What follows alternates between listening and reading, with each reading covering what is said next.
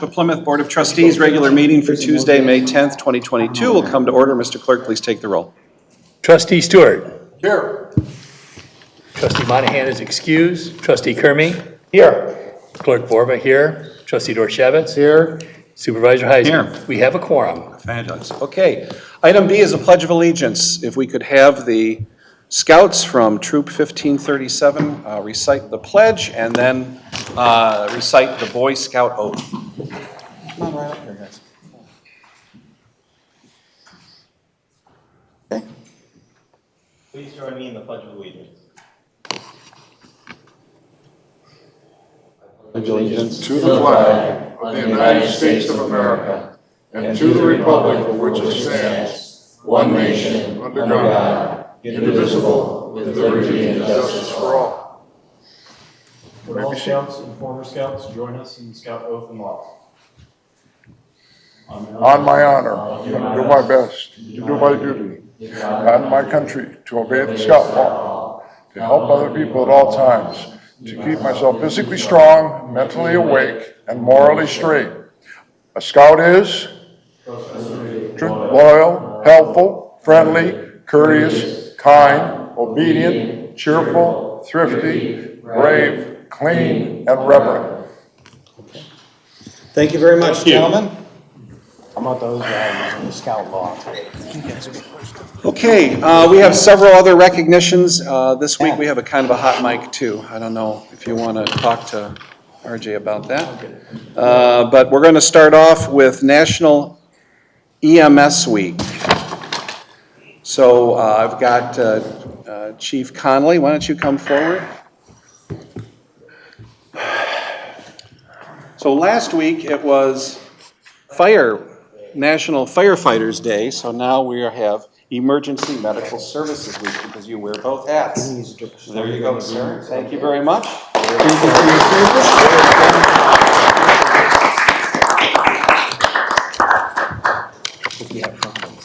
Next, we have the recognition. The month of May is the month of everybody in local government gets recognized.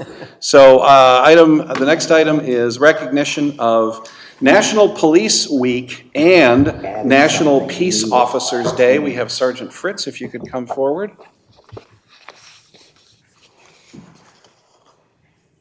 Again, if you could accept that on with our congratulations, please hang that up in the station, okay?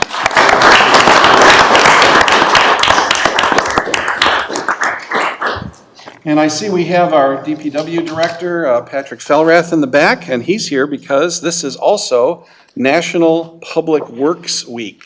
So Patrick, if you could come forward and share this with all the guys at the DPW, we'd really appreciate it. Thank you.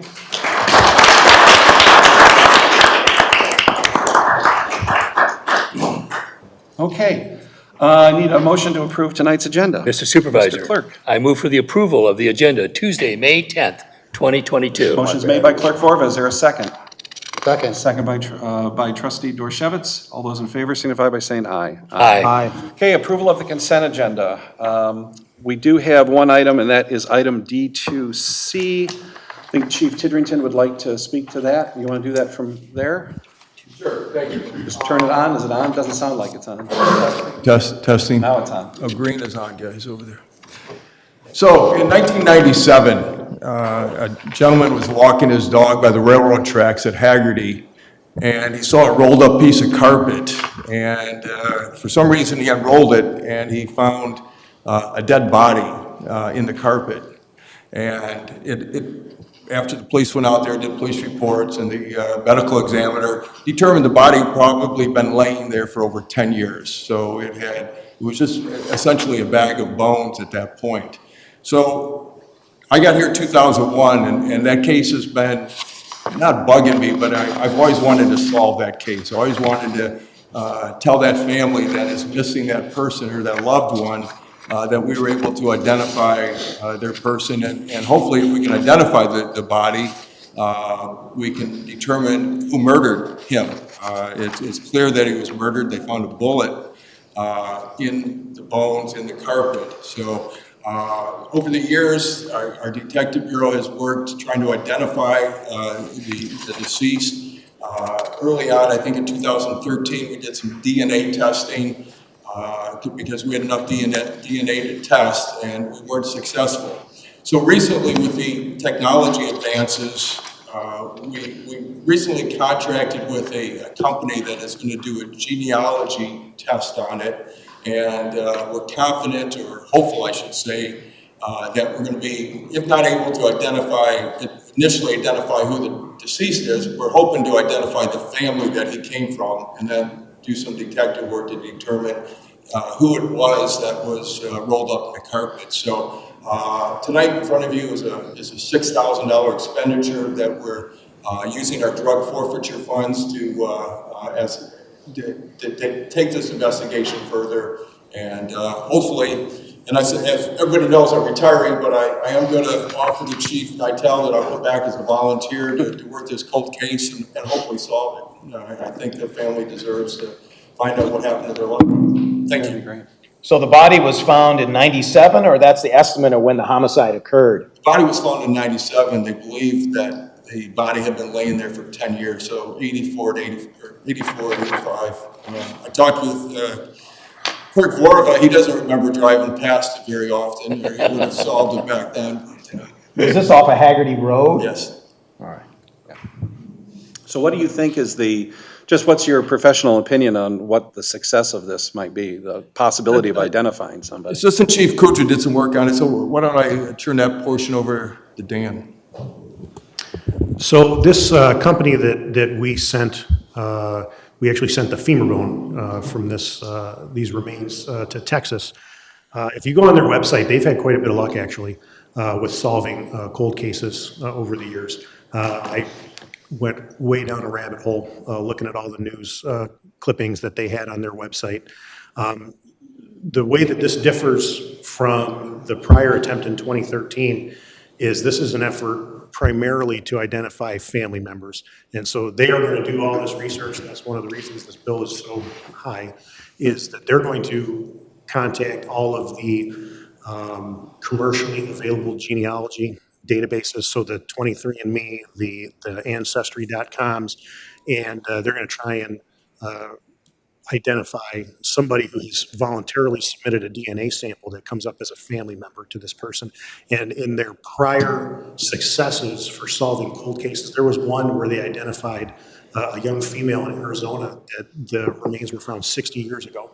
And she had been unidentified for 60 years, and they were able to locate this young girl's family and identify that body. So that's what we're hoping for here. Okay, very interesting. Well, if we're successful, maybe we'll call Dateline NBC or somebody like that, have them come out here and do it. Well, we would like to publicize it. Yeah. We discussed it, and if the more we publicize it, we do have a ring and some clothing that he was wearing when he was found. So hopefully we can solve it.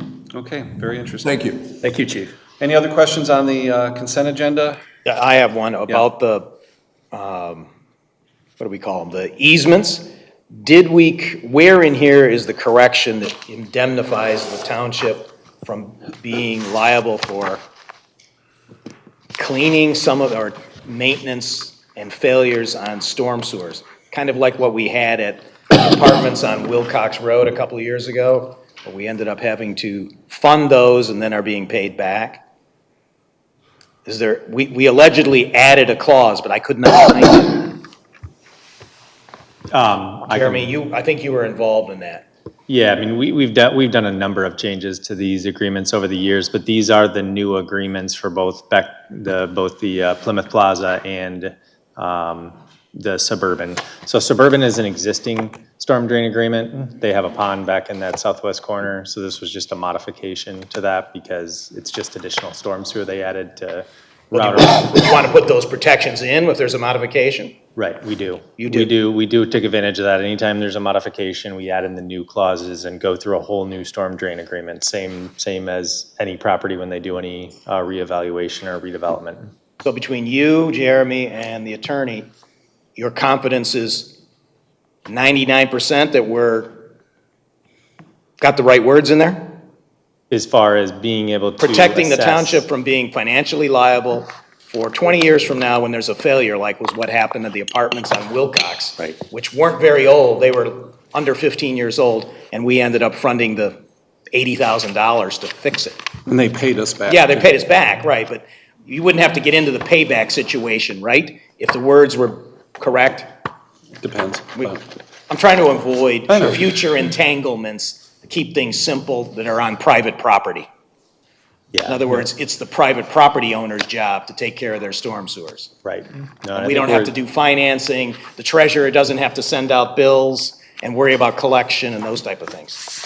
Yeah, I mean, it does give us the ability to assess those properties if we need to. If they don't make those improvements, then, you know, Okay. we have the ability to do that. All right, then I need a motion to accept the consent agenda. Mr. Supervisor. Mr. Clerk. I move for the approval of the consent agenda for Tuesday, May 10th, Okay, 2022. motion's made by Clerk Vorba. Is there a second? Second. Second by Trustee Dorchevitz. And All those in favor signify. We need a a roll motion. call. We need a roll call? Yeah. Okay. Supervisor Heising? Yes. Trustee Dorchevitz? Yep. Clerk Vorba, yes. Trustee Kermy? Yes, Trustee Stewart? Yes. Motion carries. Okay. I think I still have a hot mic, I do. Well, I turned it down. Well, it's reverberating pretty badly out there. I can hear it. are they too Yes. close? No, I'm not too close. It's. I think mine it's- is doing the same The thing. setting is off. So, Number 4. yep. Hello, hello, hello, hello. Amy Hammy, can you hear me in the back? Okay, good. That's good. All right, public comment. Oh, boy, now it's even worse. Your turn, wait.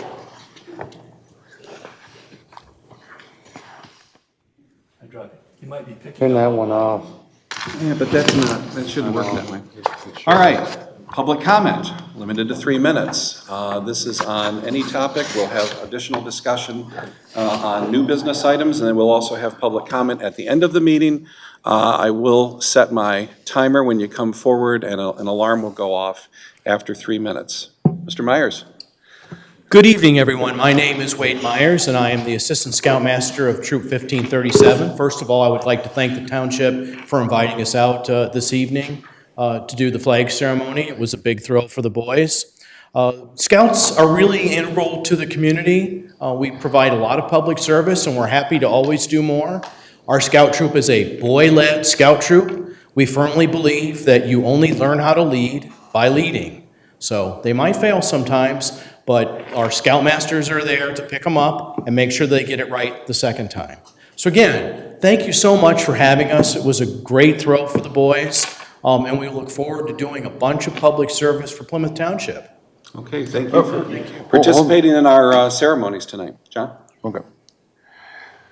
Mr. Myers, you are a resident of Plymouth Township, That is correct since 1999, so and your troop meets in Plymouth Township correct, at the First United Methodist Church on North Territorial. on North Territorial, yes. Thank you. Thank you. Okay, thank you. Next. Hi there. My name's Kevin Laurel. I am also here with the Scouts. We all got to see a very nice ceremony today. A lot of very accomplished young men here, either Eagle Scouts or about to be Eagle Scouts. And Scouts do a lot of good things in their community. But beyond the good that they do for their community, the Scouting program does a great many things for these kids, and not just kids here in Plymouth, but kids all over the state of Michigan. In fact, the Scouting movement has had over 200 million youth in the last 112 years. It's the largest youth movement in the history of the world. And this June 2nd, we are having a breakfast in the pavilion down next to Kellogg Park to support that program. Part of that is going to be a Scout speakers. Part of that is going to be raising funds to support that Scouting program. But another part is to honor citizens who have put forth public service and put forth support to Scouting. And this year we'll be honoring John Stewart at this breakfast. So we'd like to invite everybody to come down to the breakfast. Breakfast starts at 7 on June 2nd at the Gathering Pavilion. Thank you very much. Thank you. Okay, anybody else? Thank you very much for having the Scouts come here tonight. Hello, my name is Stephen Birmingham. I'm a Plymouth Township resident. I live in Lake Point neighborhood. I want to use my time to talk about the transition of treasurer position, which is an elected position. I understand that, as Jerry had mentioned last week, it was exigent circumstances, and I do appreciate that there may be constraints by law about what can be done and what can't be done.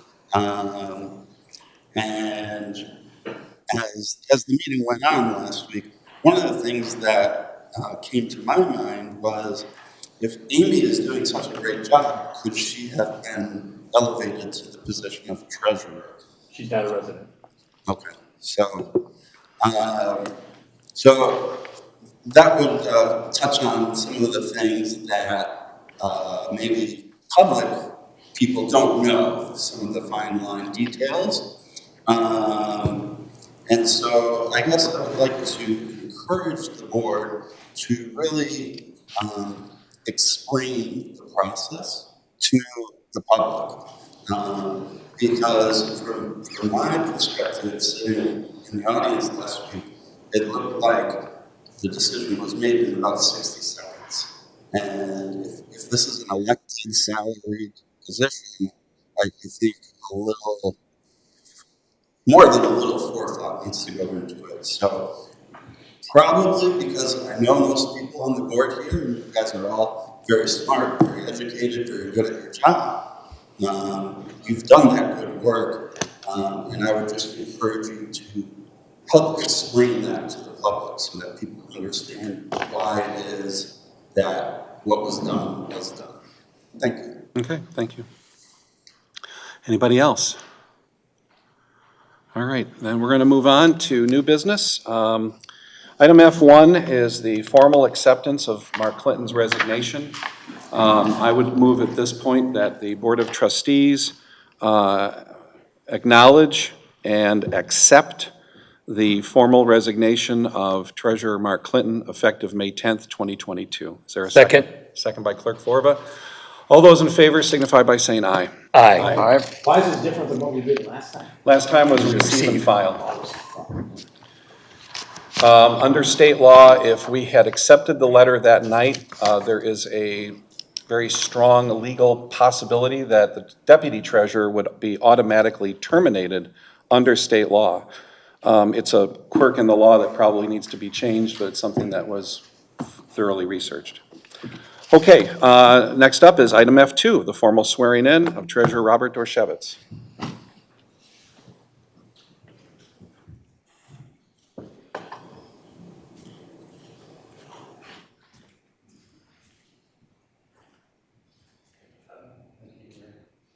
Please raise your right hand. I, I, Robert Dorshevitz, Robert Dorshevitz, do solemnly swear do solemnly swear that I will support the Constitution of the United States, that I will support the Constitution of the United States, the Constitution of the State of Michigan, the Constitution of the State of Michigan, and the laws, ordinances, and policies and the laws, ordinances, and policies of the Charter Township of Plymouth, of the Charter Township of Plymouth, and I will faithfully perform and I will faithfully perform the duties of treasurer the duties of treasurer for the Charter Township of Plymouth, Michigan, for the Charter Township of Plymouth, Michigan, being ever mindful being ever mindful that my service that my service is a reflection on the Township of Plymouth, is a reflection on the Township of Plymouth, and I will discharge these duties and I will discharge these duties according to the best of my abilities, according to the best of my abilities, so help me God. so help me God. Mr. Treasurer.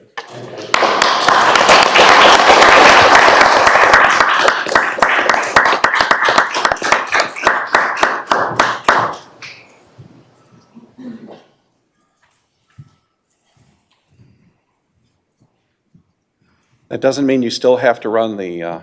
I'm still the computer guy. Still the computer guy. All right, we now have a vacancy on the Board of Trustees, so item F3 would be a request to formally advertise for the vacant position.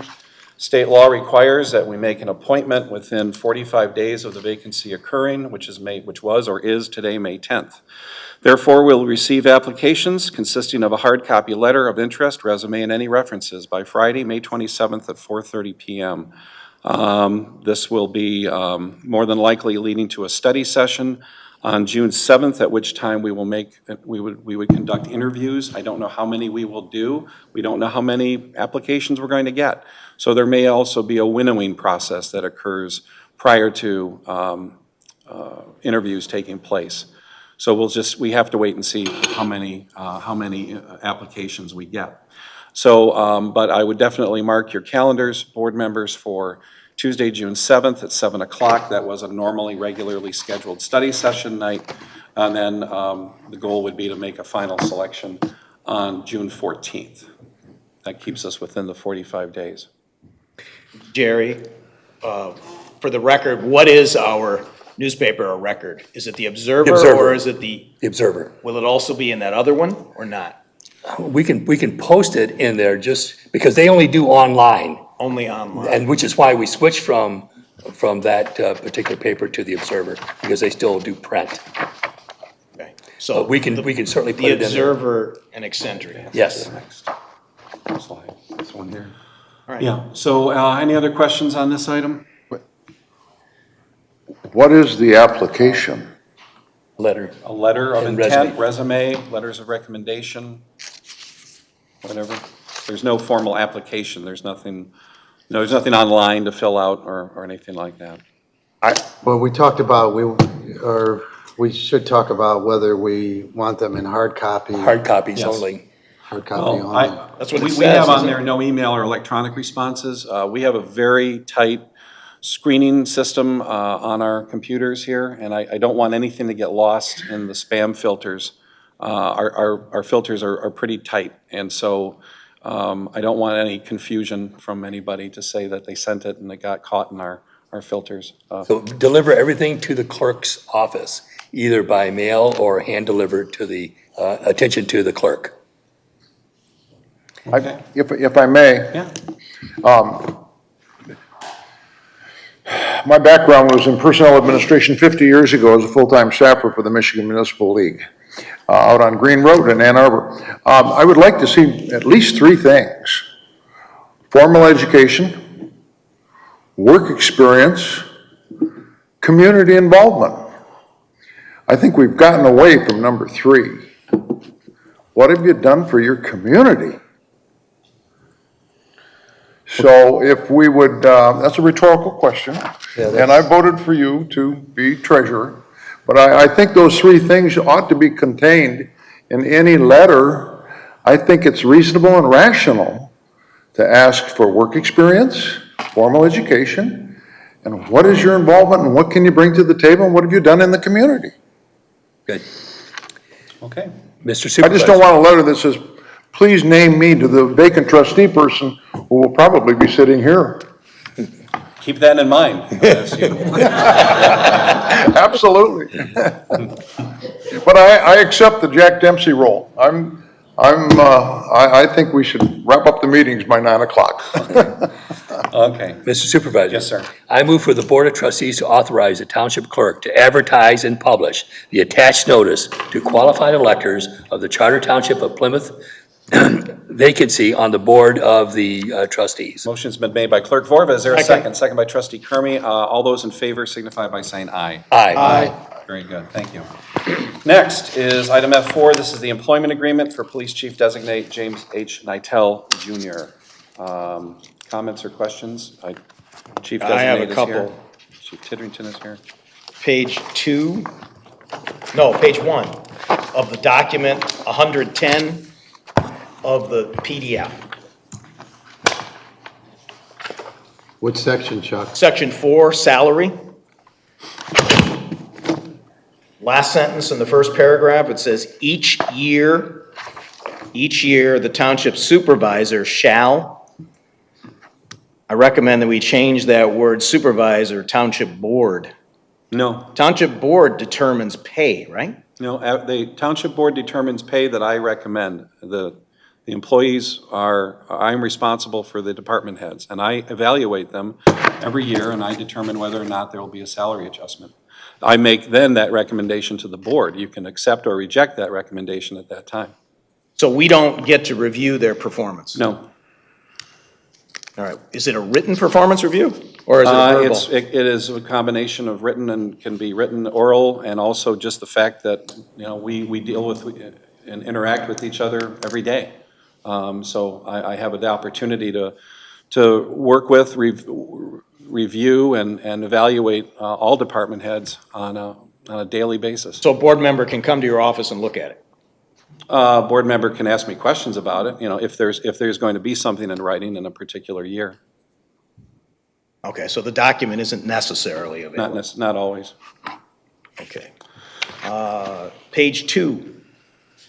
I'm a little confused about the sick leave. How do you get more than 45 days if you're only, I don't understand it, so I need some explanation. Well, the incoming chief would be attributed sick days upon beginning his service. So he's not 12, gonna get- okay, you got 12. He's not going to get a full bank Right. of sick days right off the bat. So he can accumulate up to 45 sick days. All right, then it says sick leave accumulated in excess of 45 days will be bought. How do you get an excess? If you each year buy it out on January 1? They're allowed to accumulate to 45. No, I see what you're saying. So he Just can. confused. I need somebody to help. On January 1st, he would accumulate his sick days, and then if he were to leave the employee, then he gets paid the balance of those sick days. I think Chief Yeah. Tidrington, you can explain it. But you never could go over 45. You're going through it right now. Yeah, that's. And this part was really unchanged from your current contract. There's a maximum number of sick days you can accumulate, Which is? 45. 45. Right. Okay, so the sentence there that says in excess, then you buy them back at, Well, there won't be an excess because that's the maximum amount. But if he was to leave, well, I know, that's what it is to leave. Right. Okay. Same language I had it for 20 years, it didn't have any impact. Okay, anything else? Page 3, the extension of the agreement, tell me about this. You said last week it's kind of a modified at-will. It appears to be at-will, but help me out. Sure, well, you have to read the whole thing in its entirety. So there is a termination clause, which is appealable through arbitration. So the extension of the agreement is really not directly related to termination. It is just the fact that it can be extended for an additional 2-year period. That's if both parties do nothing, it'll Right. automatically extend. Correct. Okay? And it's been that way. Again, that's taken right out of Tom's contract as well. So now, under section 14, Yeah, may terminate at any time with or without cause. So let's say it's without cause, which is typically at will. So then it has to go to arbitration? it can. it can if the chief wants it to. What's a yeah. contest, yeah. Okay, so then it's up to the chief to say, I want this arbitrated. Correct. So, okay, so this is essentially a 7-year agreement if nothing happens. 5 plus 2? Yeah, theoretically, yeah. I mean, there's escape clauses for both sides. It's not, he's not purely at will, because I think it would be virtually impossible to get a quality chief if he was purely at will. I mean, I don't think anybody's going to agree to something like that. But it's a very standard contract for a person in this kind of a major administrative role in a law enforcement agency. I also included some of the other for cause provisions have been updated to include matters of bad faith, writing social media postings, inappropriate relationships, or similar actions. That's all new. Those things didn't exist back in 2001 with Chief Tidrington, so we've actually tightened up some of the for cause excuses, if you want to use that we could use in this case. All right, I don't have any more All righty questions. then, just hold on, everybody. Any other questions for me or anybody else? Chief Tidrington, do you want to make any final comments? No, you don't have to. Okay. All right. I move that the Plymouth Township Board of Trustees approve Resolution 2022-05-10-30 and authorize the supervisor and clerk to sign the employment agreement, Chief of Police, with Mr. James H. Nytel, Jr. of Plymouth Township. Second. Second by Clerk Borba. We can do a voice vote on this. All those in favor signify by saying aye. Aye. Congratulations. Congratulations.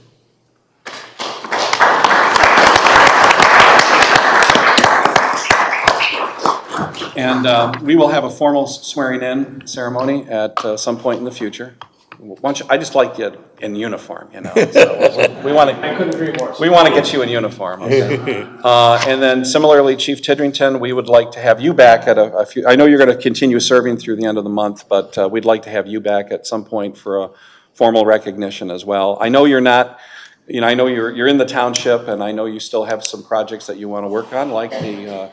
Like that homicide case, so I'm sure we'll see you around, but we'll save all of those tender remarks for some point in the future, okay? All right.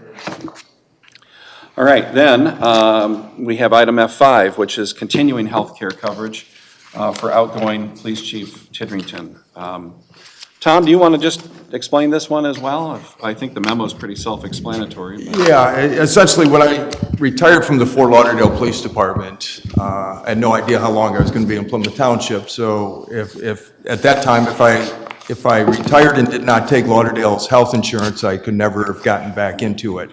So the township allowed me to maintain my retiree health cost for Fort Lauderdale and paid the difference of what I would be paying and what I was having to pay to Lauderdale to maintain my retiree health insurance. And it's the same formula that I'm asking for going forward for another 12 months. Essentially, according to our HR director, it will save the township, I think, $2,000 or $3,000. And that's how much it saved the township over the last 20 years, about $3,000 to $5,000 a year. So it's certainly been a win for me and a win for the township as well. So thank you for your consideration. Otherwise, you'll have 2 police chiefs here next week. Okay, any other questions from the board? Mr. Stewart? Ready for the motion? Yes, sir.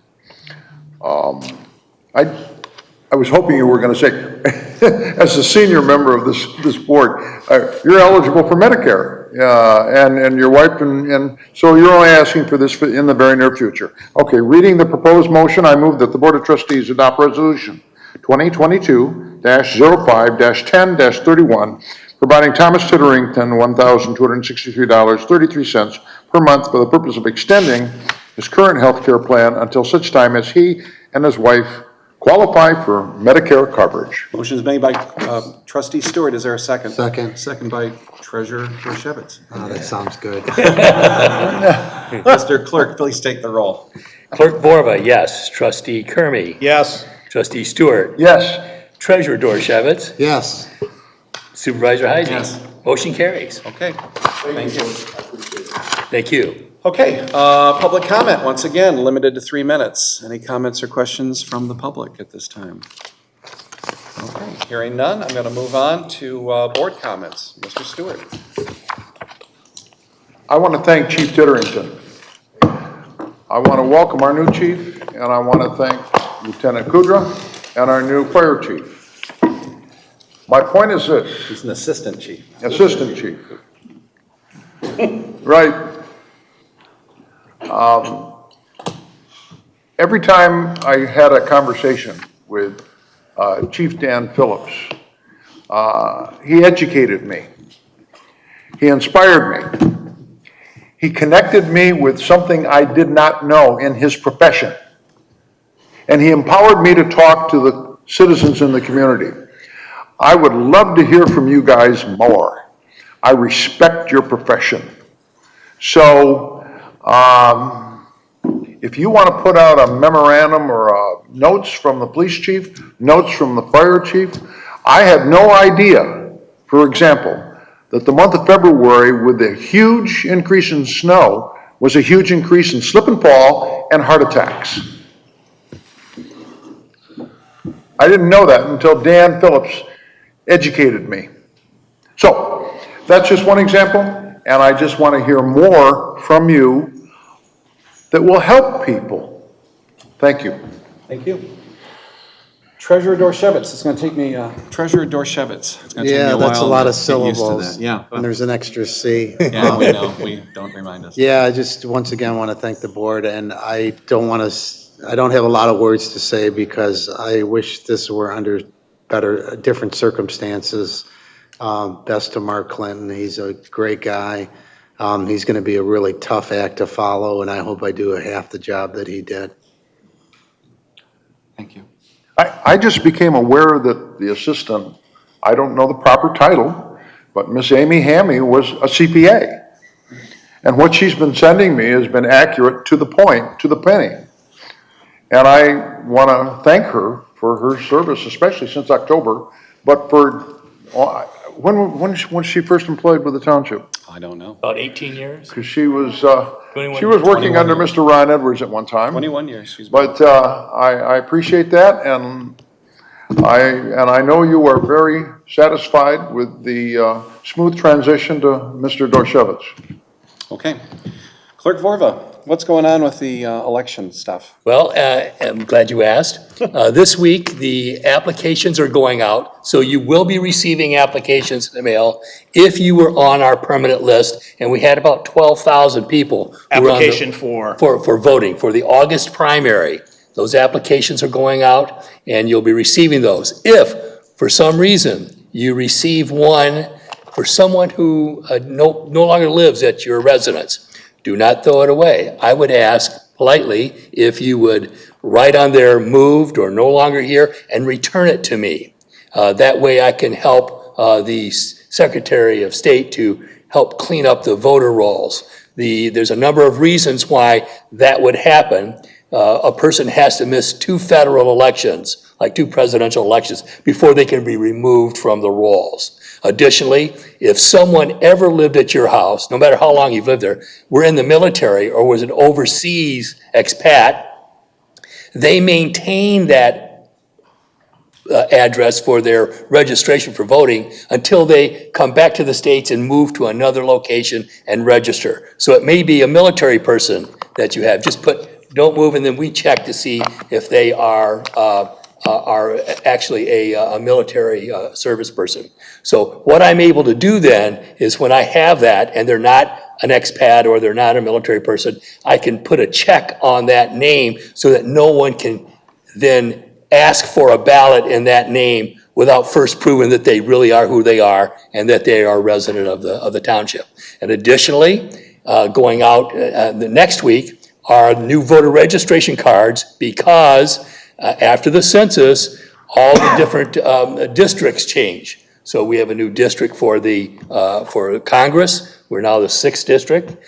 We are the 13th district for the state. Unfortunately, State Senate. State Senate, and unfortunately for the state House and our county commissioner, we have a split situation. So some of the precincts will be 23 state house, some will be 22. It's unfortunate, but you'll know that when you get your registration card. Some in the county commission will be precinct 9 and some will be precinct 10. So look at those. Where you're voting isn't going to change, just at who you're going to be voting for. And so please, alert your neighbors of that. Those of you that have, let your neighbors know, let people know in your associations that is happening, and then just return those non-resident people to me. Thank you. Okay, thank you. Mr. Kermy? Since you brought up absentee ballots, what was the outcome of the person who fraudulently submitted an absentee ballot and was Was found caught? guilty, yeah. And what was the outcome and what was the sentence? The person was pled guilty to a misdemeanor because it's normally a felony. So the person was a first-time offender, and they pled guilty to a misdemeanor.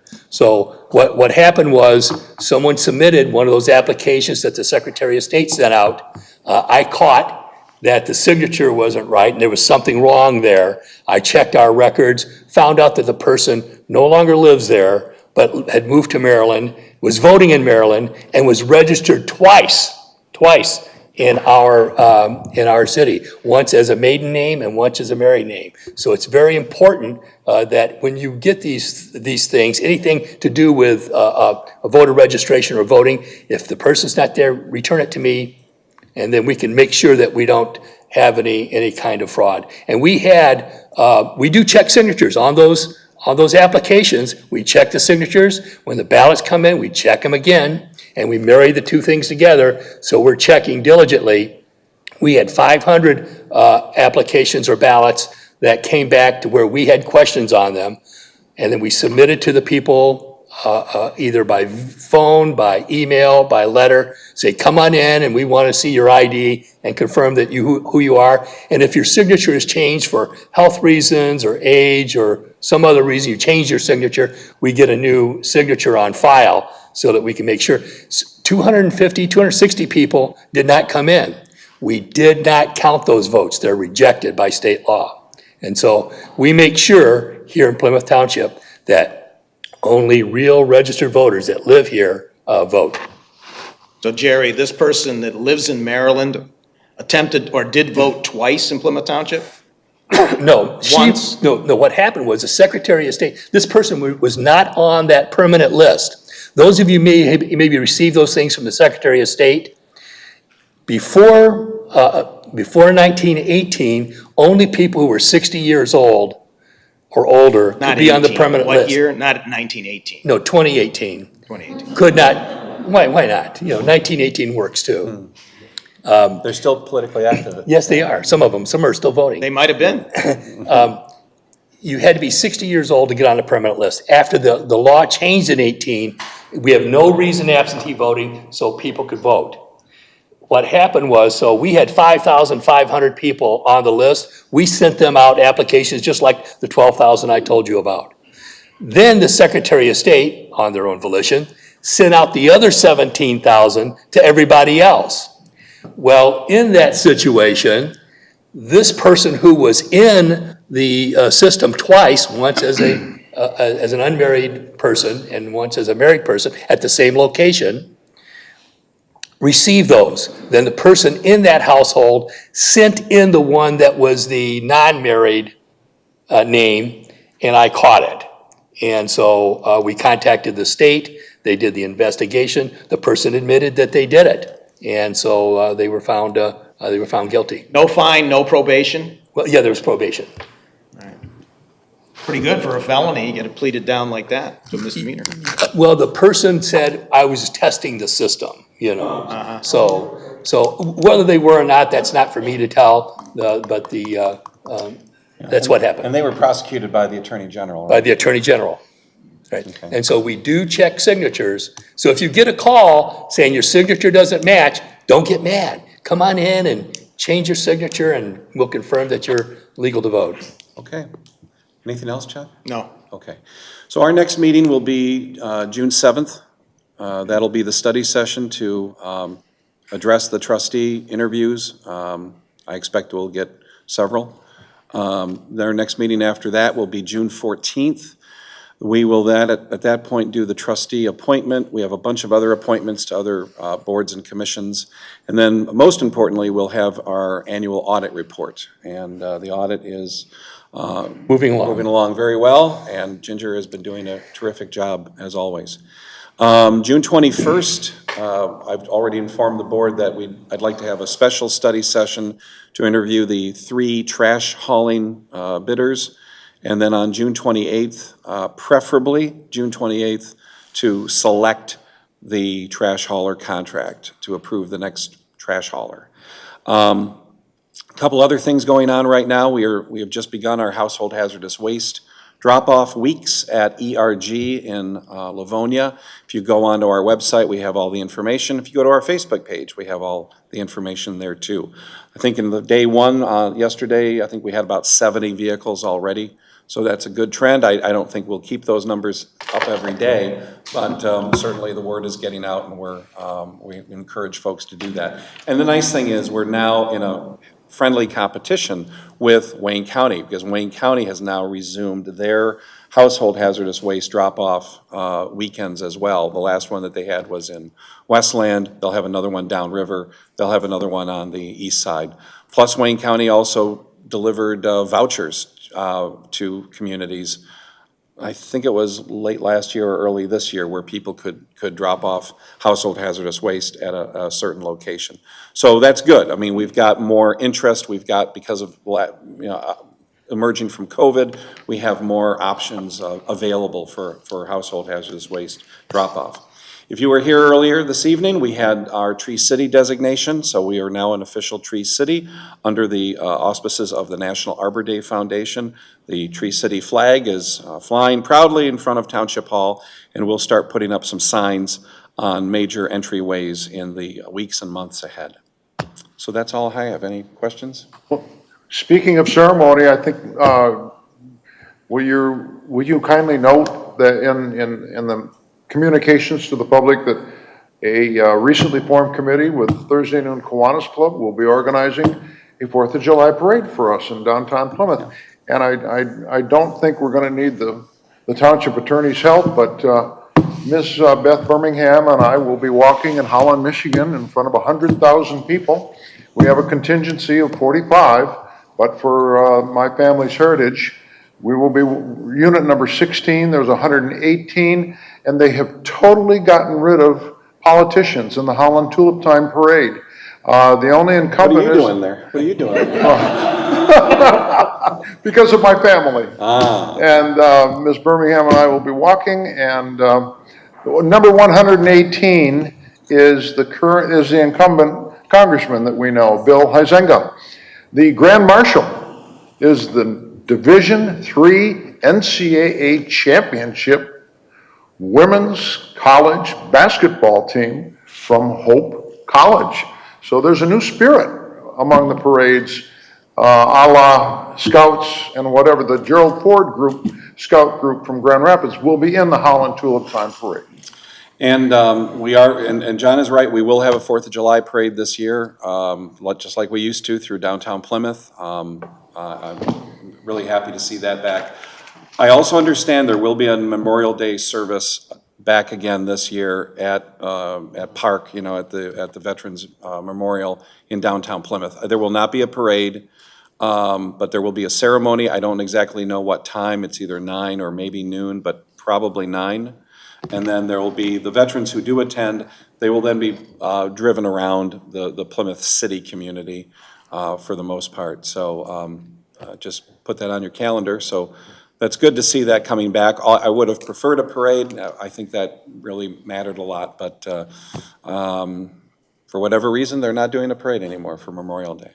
So with that, we will entertain a motion to adjourn. So moved. Moved by trustee Stewart. Is there a second? Second by clerk Voller. All those in favor signify by saying aye. Aye. We are adjourned.